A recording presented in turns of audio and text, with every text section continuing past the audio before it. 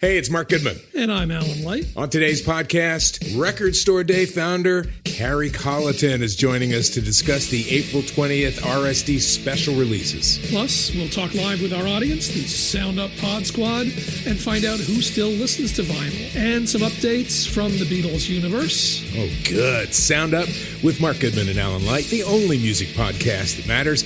Get it on Pandora, Spotify, Apple Podcasts, or wherever you get your podcasts.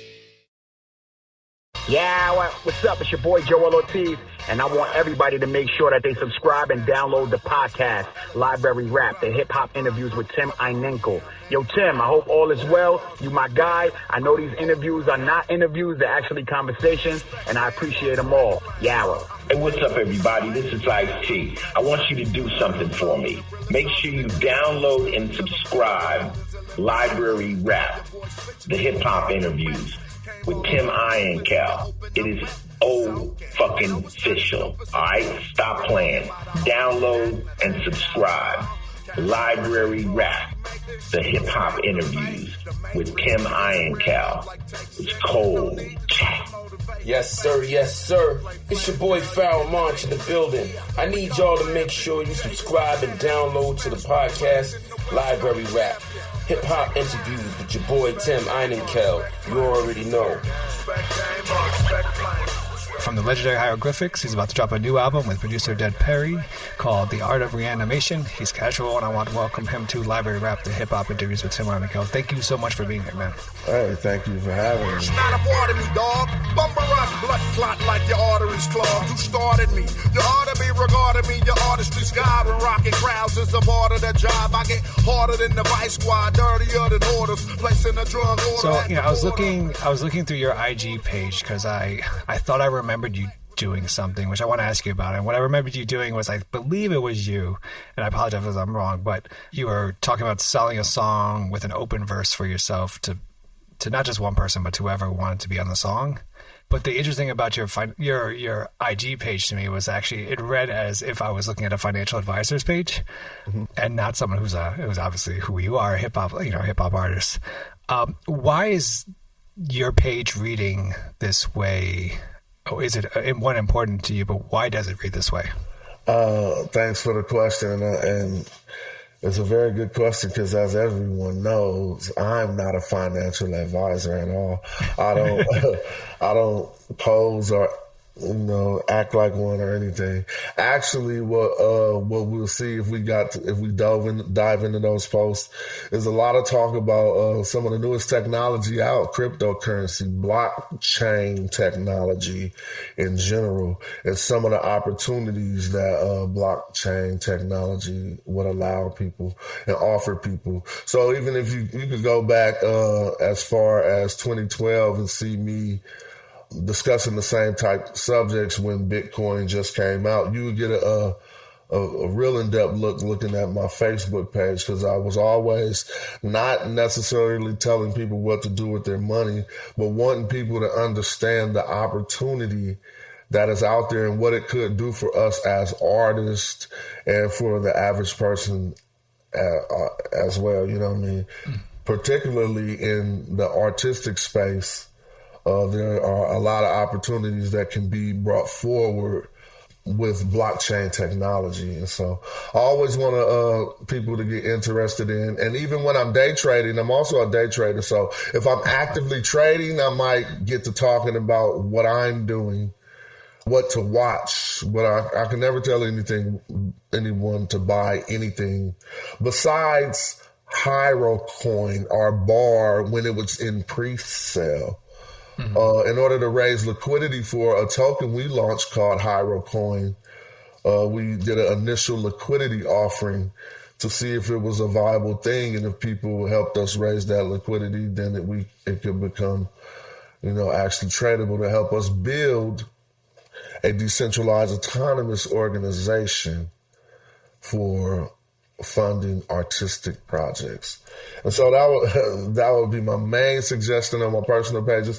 But just to keep it a buck, the stage that I'm in my artistry, I don't really feel like I use my social media like a active brand would. I don't consider myself and my endeavors a brand.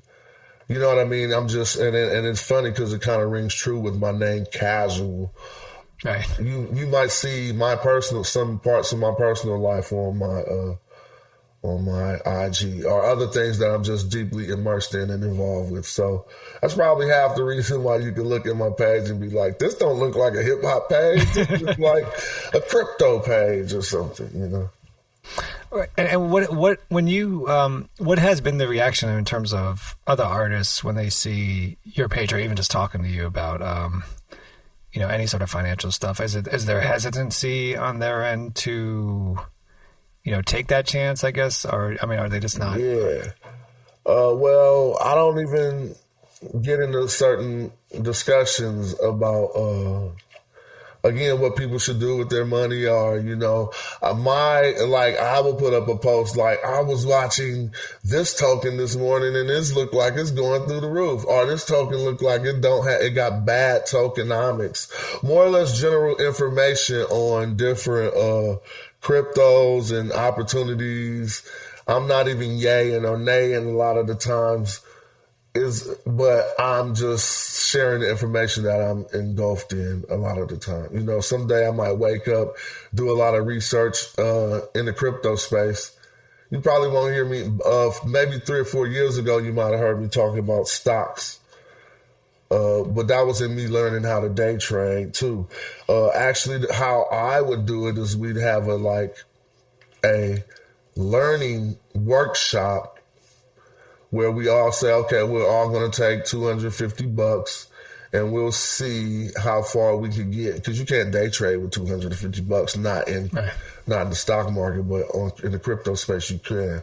But we see if we could grow those accounts over 6 months. So that was the last thing I did in that regard. But again, just like I said, I've been out here for 30 years. I ain't really tripping like that. I'm not trying to hold any type of image or persona. I'm trying to reach the people with beneficial information most of the time. If you think about, so, obviously, I'm from, and I'm 42. So, so I grew up listening to buying cassette tapes and understanding how that was, obviously now more beneficial to the artist than streaming services are, right? With what it seems like streaming services obviously are the way that people consume music, and it also feels like it's also the way that is kind of screwing over the artist financially even more. Do you view, or can we view, like a Hierocoin or NFTs, right, as a way of benefiting? How does that kind of maybe benefit the artist more financially, but also maybe even give the artist, he or she, control back over their art?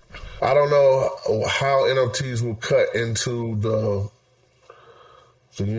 pillage that the streaming services do. Some people say, you don't like it, blah, blah, blah. Don't take your small percentage and go somewhere else, you know what I mean? And be on a smaller platform. But I don't know how exactly that this technology will affect what streaming is doing to, record sales or what have you. And I don't know if all people see that as negative, just like I just mentioned, but I do know that there are openings and auxiliaries that it's kind of like when someone gives you a bunch of tools without giving you the instructions on how to put whatever you're trying to put together. You have to develop your own instructions in the ways that these things will affect industries. But now we have the cart in front of the horse. We have the tools before we have the way to implement these things. And so we have because this new technology is so brand new, and only some of the ways that most people are using them are not necessarily to affect the arts, or, people most necessarily been using crypto for personal gain, peer-to-peer trade, and things like that.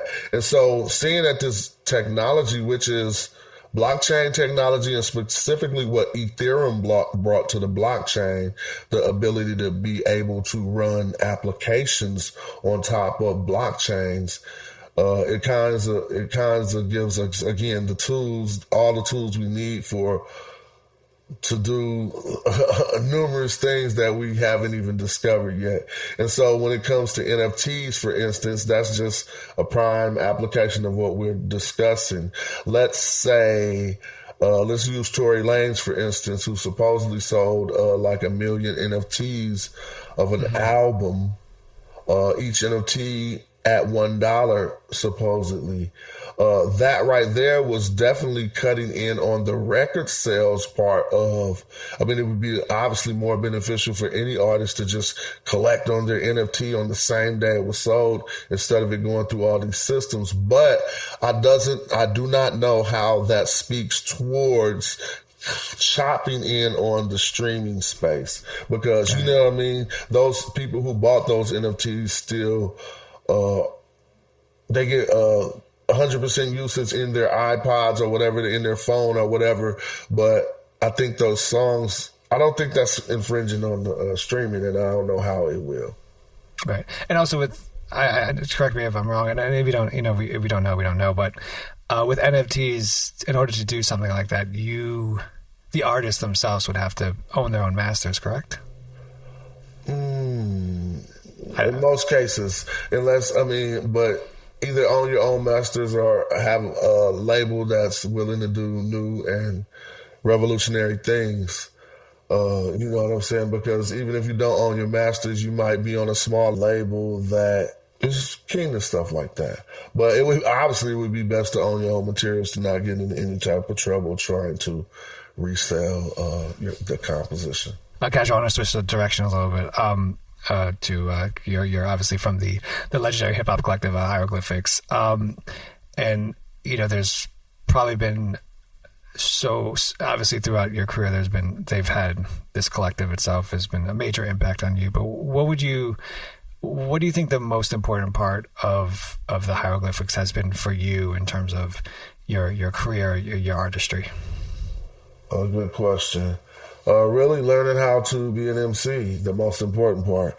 We honed our skills together at very young ages, and it allowed me to, flourish all the way until this interview, like 30 years later. I mean, we went to grade school together and we talked about rapping in elementary school. And so the most elemental parts was developing our character in competition and bringing our artistry forward. Second to that would be our major label experiences that we were privileged to have for a short time, and then to be tossed back into the fire with knowledge of how things run.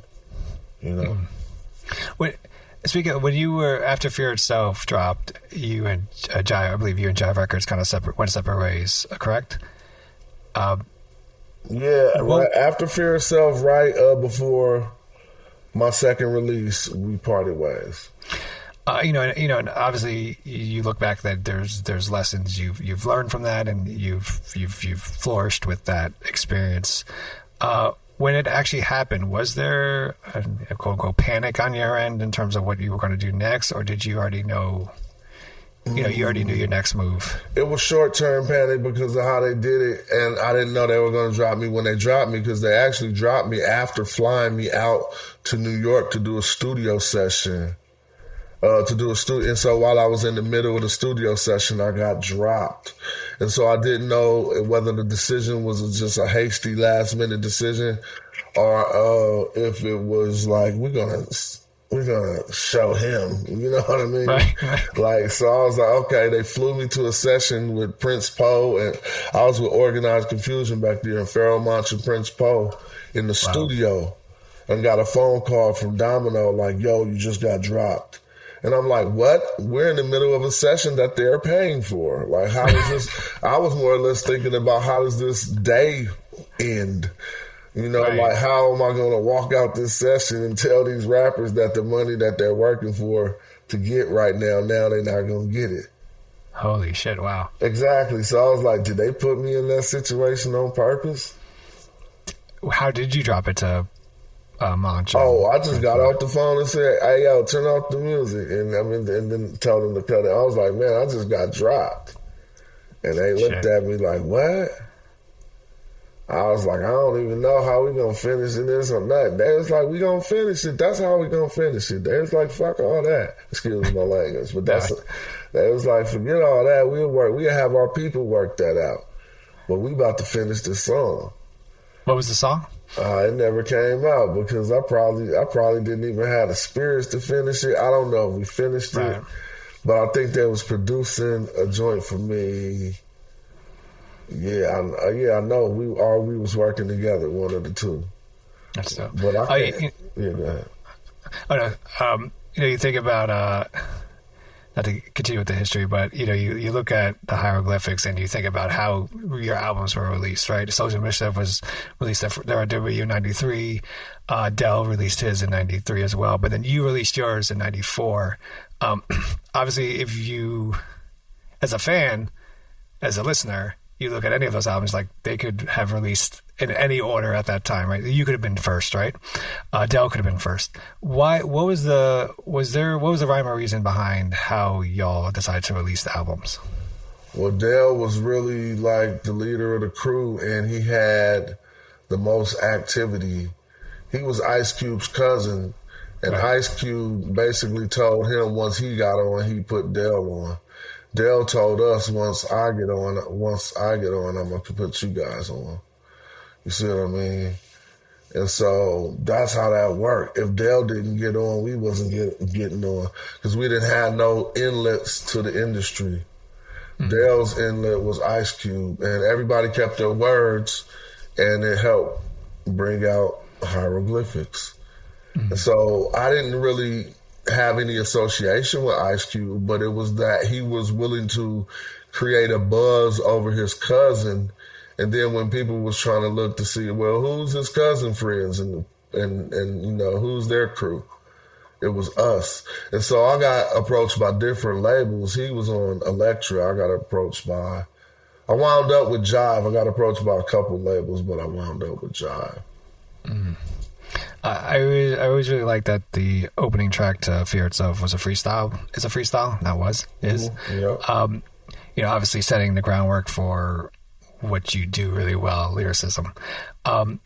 What was the thinking behind for you at that time to open up your debut album of all things with a freestyle? Yeah, that's a good question. I don't know exactly what made me want to do that, but it was like the spirit of how we got down back then. Like, we gonna start this off with a freestyle. Like, you know what I'm saying? Because a lot of people didn't want a freestyle. So that's how you did it. Like, if you think that's the weak link, then you put that on the table first. And so it was kind of like how we was playing our little poker game of coming out into introducing ourselves to hip hop. Like, since we know the majority of people who about to try to critique this album don't want to freestyle publicly, we'll freestyle on my whole debut album on the first track. Mm. And it kind of worked, you know what I mean? Because people was like, was that a free? You really just thought that up? And I was like, yeah, we probably did 2 takes. You know, I didn't like the first one. Then I said, let's do it again. And, the rhymes were different each time. And maybe did 3, but the one that I liked was that. It was spontaneous. Fast forward to today, we turn to your new upcoming project with Dead Perry, the Art of Reanimation. How did you connect with Dead Perry? But how did this project came to be, and why the approach of remixes of tracks from your EP, Big Head Science? Yeah, well, Perry's been around Dead Perry has been around for a while, but we was working, and he just took advantage of opportunity. I wanted someone to remix this, my last album, Big Head Science, and he was right on the case. And so not only did we come up with the Art of Reanimation, which has a lot of that content on there, we also came up with like 5 or 6 exclusive joints. Mm-hmm. And working in the process. And so he orchestrated all. He got all of it, bringing forth, making this project into a brand new project, getting like self-titled, Danielson, a lot of other artists on there, you know what I'm saying, in order to make this project like something brand new. The opening track, Shut You Down, is a completely new track with just bars, no hook. Starts out with you rhyming over, simple, but not to belittle it, just a very quote-unquote simple guitar, right? And I believe a violin. And then about 55 seconds in, the beat just completely changes. Can you talk to me about the writing process for this track? Did you hear the beat first, or did you just kind of have the rhyme already, or how did it work? So I have a good story about the process for this album, for the new content on this album, because actually, just as you mentioned in my beginning on Fear Itself, I challenged myself to freestyle on that song, the introductory song. Well, actually, on these 5 new songs, none of that content is written. It's not written anywhere. I won't call it freestyle because my process is different now. Meaning to me, I appreciate a freestyle as a uninterrupted, and that's very key. An uninterrupted, spontaneous flow of, uninterrupted, spontaneous flow. That's freestyle. But it could be spontaneous, but if it's interrupted and you take advantage of time to scribble down some rhymes in your head, but you don't really put them on paper, then you recite them like a minute later. That's not really the type, what we called a freestyle back in the day. And so, but it's more of my process now. I just turn on the mic, start rapping. You know what I'm saying? And then I'll just go back, and if I have parts I don't like, I'll take them out and just say some different raps right there. But none of it's written. I just will think of it right as soon as they press record. You know what I mean? And that's really fun for me because I felt like I was channeling some different bars on this album. And also it gave it a little different feeling. So when hearing that track, initially I was thinking this intro, it's kind of like a long intro for me to just be rhyming with no drums and stuff. Mm-hmm. And I didn't want to do it in the typical rapper style. So my spontaneous intuition told me to do it in like a spoken word style. And I like, I'm not very religious, but I do like listening to the audio books of the Bible. Mm.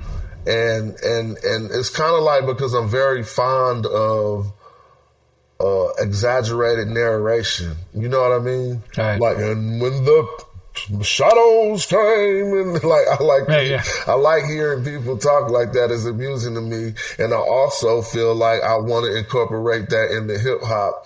I think it's powerful. I think it's just a good for orators to be able to have that in their bag. And so I was kind of like reaching into that bag a little bit on some of these songs. And even on that song that you mentioned, I went from my like ancient, to me at least, the scenery that I see around because in order to draw some of these images, you have to have the whole scene. So I was kind of like in an ancient place in the beginning of that song, probably thinking of some mystic stuff, you know what I mean? And trying to relay that to the listener. And then I got back to just the traditional bars that'll make people say, yo, this is hot. Are you in search of deeper meaning in your life? Longing to manifest your true desires and unlock your full potential? Look no further than Portal Místico Podcast, your gateway to treasure trove of transformative tools, enlightening interviews, and enriching content. I'm your host, Elena Maggio, and it's my heartfelt desire to guide you on this extraordinary journey of self-discovery. And with every episode, I'm passionate about sharing and introducing you to new topics in self-development, metaphysics, astrology, the law of attraction, numerology, interviews that will eliminate your path and fuel your own personal growth. This podcast is your wellspring of inspiration dedicated to help you uncover your purpose with unwavering passion. Together, we'll dive deep into the fascinating topics and explore endless possibilities. Listen to Portal Místico on Pandora, Apple Podcast, or your favorite platform.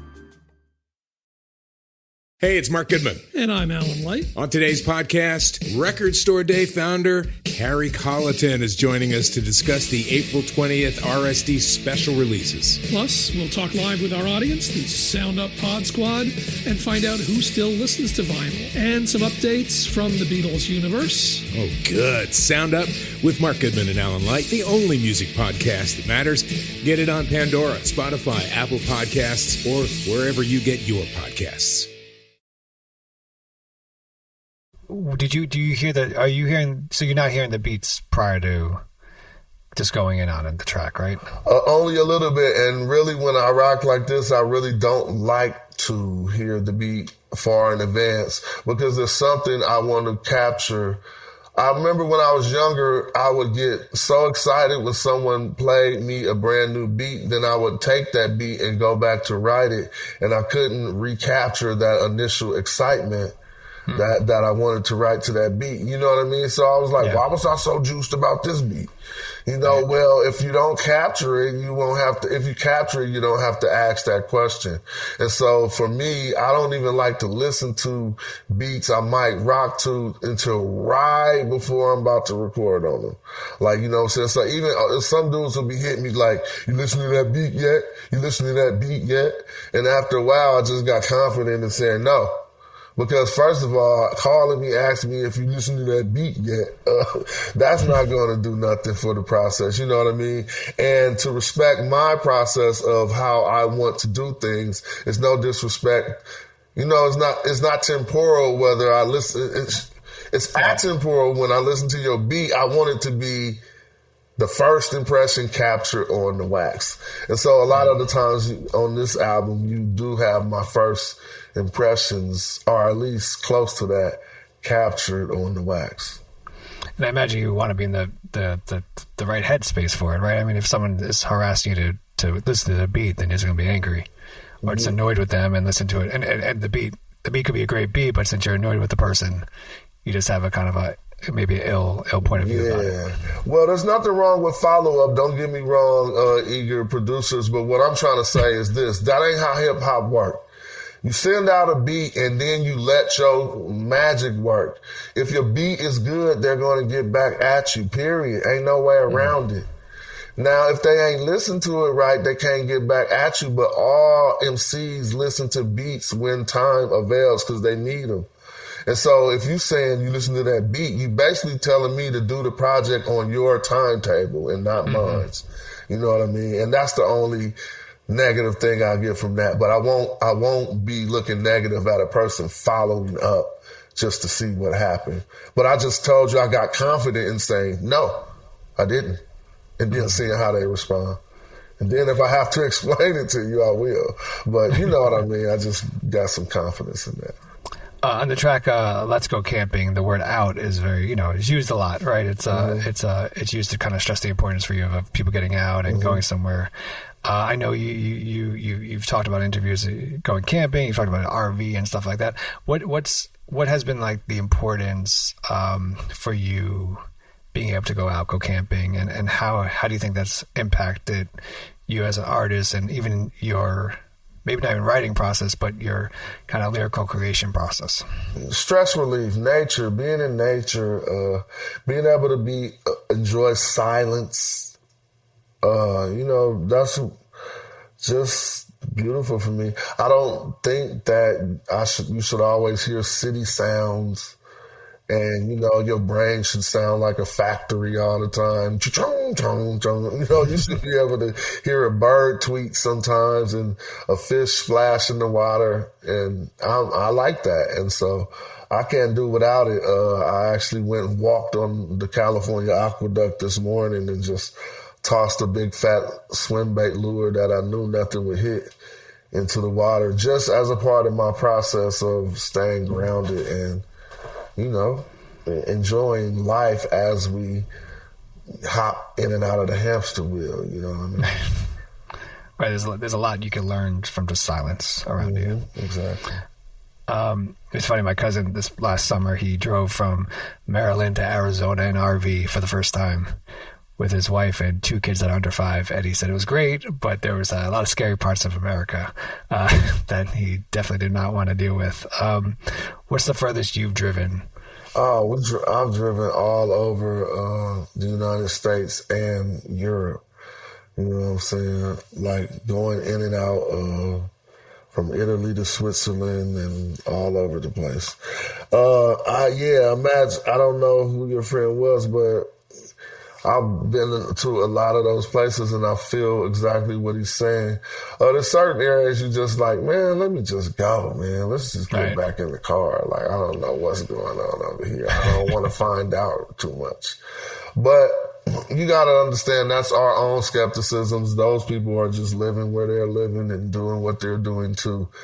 We look at foreign things the same way, even domestically. Like, you know what I mean? Mm-hmm. Like you get outside of your region and stuff is foreign to you, right?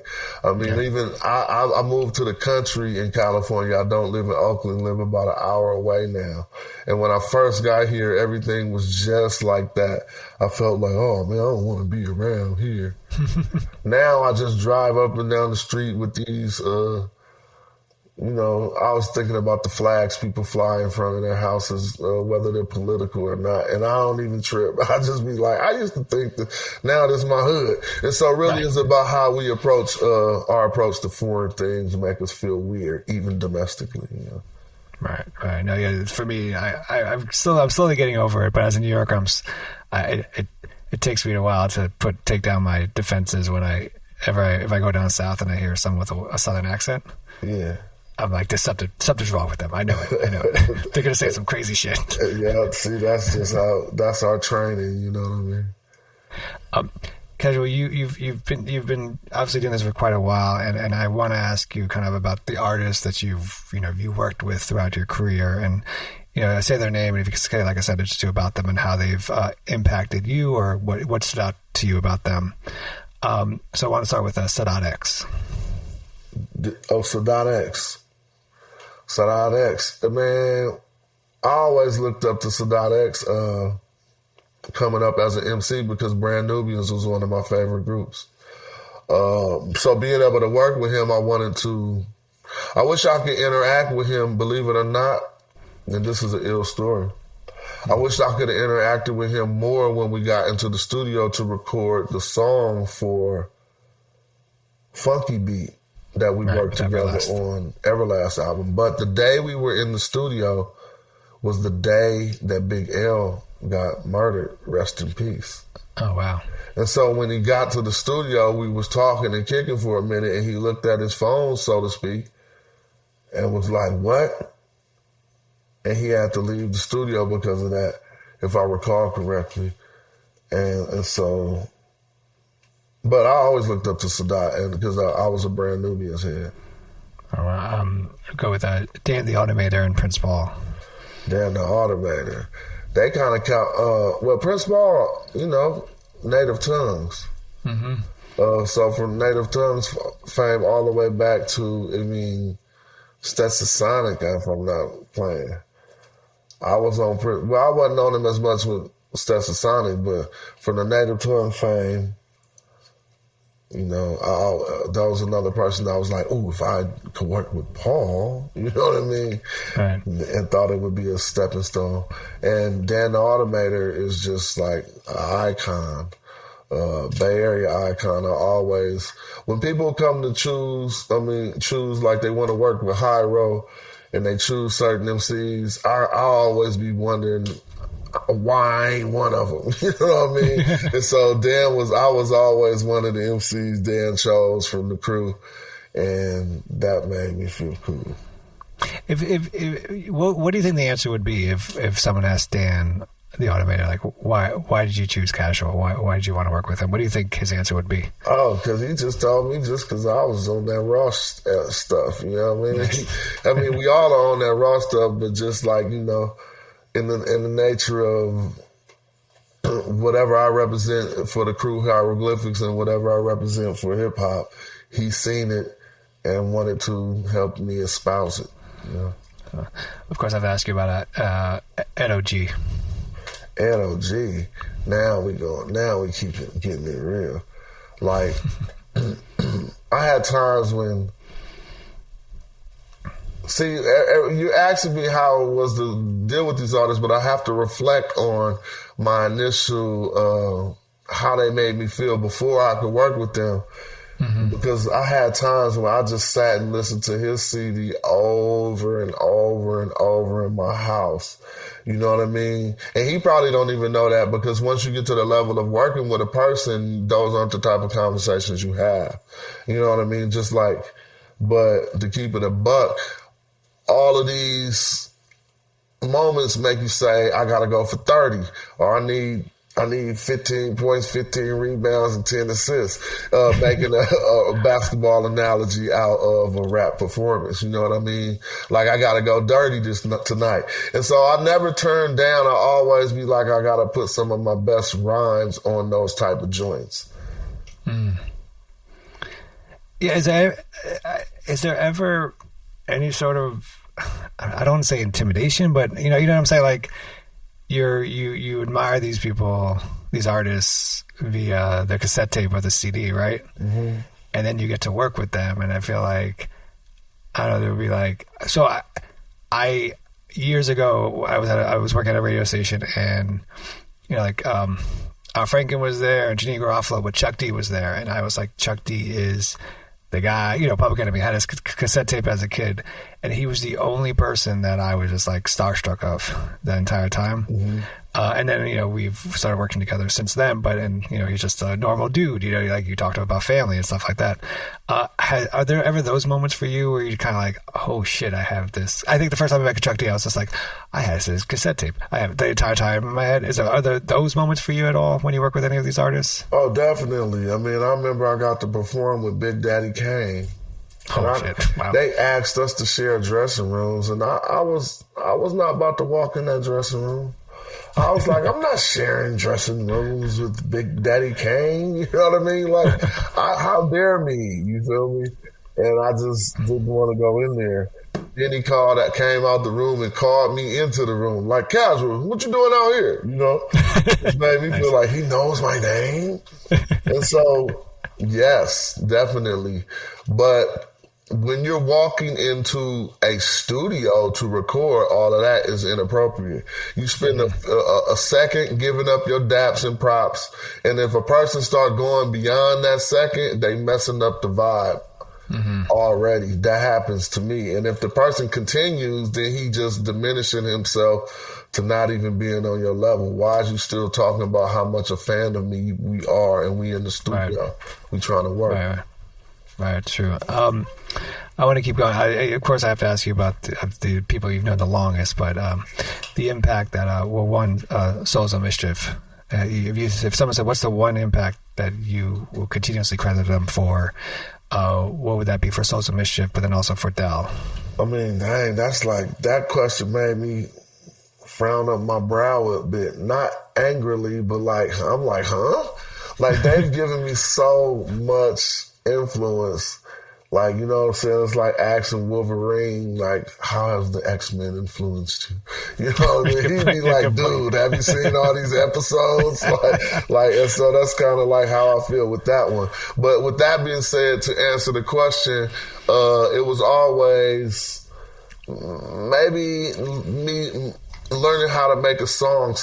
Like, you know what I'm saying? Like, when it comes to the Souls, they can make hits, and, you know, that's what they do, and that's what they can do, and with a normal hip hop formula. And so, one of the best impressions they left on me was experiencing how to actually sit in a room and vibe up something that the whole world will love. You know what I mean?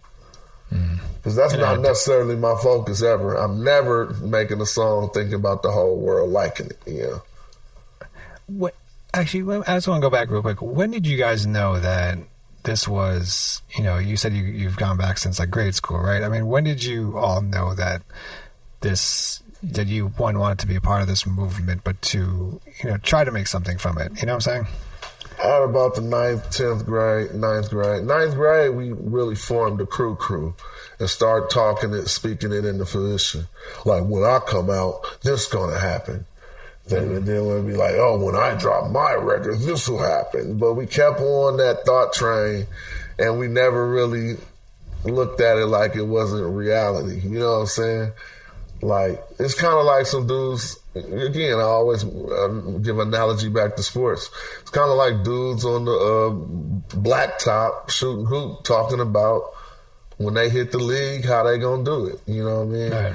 And we did that until it became a reality. I got just two more questions, Casual. One, what you've done this for about over 30 years. What do you think that what continues? What allows you to continue to? What's that spark? I guess that continues for you to have you want to go into the studio and lay down some bars. You know, I do it because it's part of me. I don't do it on any timetables. I don't do it commercial. Often, I mean, I could sell it, I guess. We sell music, but I don't do it commercially, so to speak. I'm just not going to rip myself off. What I mean is, like, you know, they have all of these rules how you should use your social media, rules on how often you should put out music for success, being able to I'm not a new artist. I have my staple in the history of hip hop, and I really have the freedom to not have to conform to a lot of these rules because our crew has, you know, done things to acquire assets and to be able to develop a little bit of passive income, to not have to focus on like rapping all the time. No disrespect, but that's just how it is. You don't want to be having to do the same work as a young artist, as an elder MC, right? You want to be able to sit back on some stuff you've done already, you know? And then lastly, you know, you have this new project with Dead Perry, the Art of Reanimation. What was your favorite part of the creation of the project? Probably being able to spit to the new beats that he brought forward, make new material. I always love it when I get out of the businessman vibe and get back into the creative vibe. And so being able to spit those bars, freestyle, and to brand new beats was the best part of it. He's from legendary Hieroglyphics. He's Casual. Casual, I want to thank you so much for being on Library Rap, the hip hop interviews with Tim Einenkel. I appreciate your time. Thank you so much. Thank you. What's good, y'all? This is Breeze Brewing from the Mighty Juggernauts. And make sure you subscribe and download the podcast, Library Rap, the hip hop interviews with Tim Einenkel. Hip hop journalism on the highest level. Like making P dirt, I'm sure Sean the We get bald like carcasses and animal law. I mean bald like rashes, what you scratching them for? We go bald like dog on the ass of a hoe. I'm talking bald like flesh torn from cannibals' jaws. We get bald like carcasses and animal law. I mean bald like rashes, what you scratching them for? We go bald like dog on the ass of a hoe. I'm talking bald like flesh torn from cannibals' jaws. Ain't even got to speak on that real shit. We represent it, but minimal effort in it. It feel like heaven sent it. Hit the block in the caddy with criminal weapons in it. The spokes poke out, the interior leopard skin it. Her breath stank from dick, tell her to peppermint it. Now I shall not want you, I'll go shepherd with it. The Lord board in the Ford four-door. We do horrors like chores and deplore mics more with a warlike roar. Rap god, the action figure come with a strap. And rock that's my nigga. One on my back, might want to relax, cause ain't none of y'all little niggas fucking with that. My metaphor